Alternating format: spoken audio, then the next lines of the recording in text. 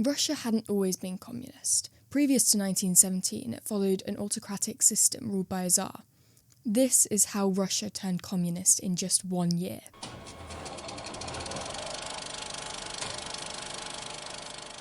From 1894, Russia was ruled by Nicholas II, but after failures in economy and industry, strikes broke out across the country from the 23rd of February 1917.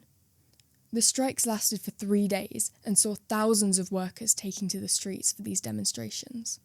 By the weekend of the 25th, Petrograd was in chaos, so Nicholas II ordered the army to go and regain control. When soldiers began to mutiny and join the protesters, top army officials advised Nicholas to make great political concessions to try and save the regime. He'd done this in 1905 during Bloody Sunday, another huge protest to his authority. His response was the October Manifesto, which gave the people more freedoms and took away some of his power. He failed to do this in 1917, however, and protesters started to occupy government buildings. With huge political pressure and little support, he was forced to abdicate the throne. When his brother refused to take the crown, the Tsarist dynasty was over after almost 3 centuries. The task of governing the country fell to the Committee of the Duma, later called the Provisional Government. The government was meant to be a temporary solution to the problem, holding elections later in the year to replace it. However, this never happened. The Provisional Government had high expectations put on them by the people.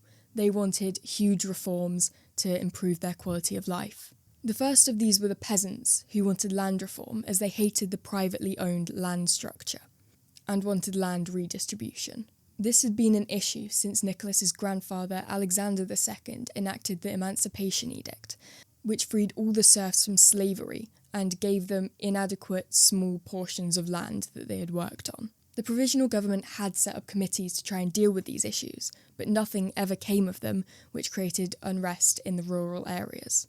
The second group that wanted radical change were the workers, who were the driving force to get Nicholas II out of power. They wanted improvements in working conditions, advocating for an 8-hour workday, but this never came and strikes continued throughout the year. This was fueled by constant food shortages and inflation, which were caused by their involvement in the war.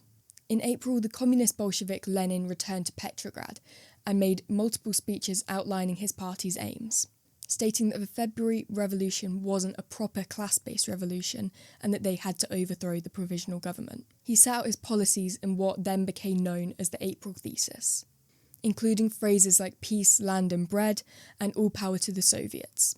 These were councils to set up strikes and lead workers. Another major issue for the government was the unpopularity of their decision to stay in the war, ruling that they should stay in until they became victorious, already having committed mass amounts of resources and soldiers to the cause. They decided to launch another offensive in Galicia, which ended in disaster. Many officers were killed by their own soldiers, who had decided to desert the battle and go back home by train. This disaster led to the mass riots in Petrograd, which were later known as the July Days, causing the head of the provisional government, Lvov, to be replaced by Kerensky. Bolshevik support in the riots led to the provisional government clamping down on the party and issuing an arrest warrant for Lenin. The next big crisis came in August. General Kornilov had been appointed commander-in-chief of the Russian army by Kerensky in July. Kornilov called for strikes and political factory meetings to be banned and for the army to be in control of the railways.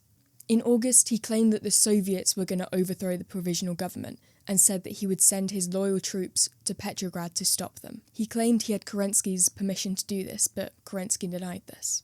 Kerensky thought that Kornilov was trying to overthrow them himself and called for the people of Petrograd to defend them from the oncoming army. The provisional government armed these workers, even the Red Guards, who were a paramilitary group trained by the Bolsheviks. However, the railway workers refused to run Kornilov's trains, and faced with opposition in Petrograd, he turned himself in for arrest. The result of this was growing support for the Bolsheviks, who were now armed and ready for revolution. Lenin pressed for revolution from Finland, where he had fled to, but on the 7th of October he returned to Petrograd to convince the party. They needed to take power before the elections of late October, but no date could be agreed on.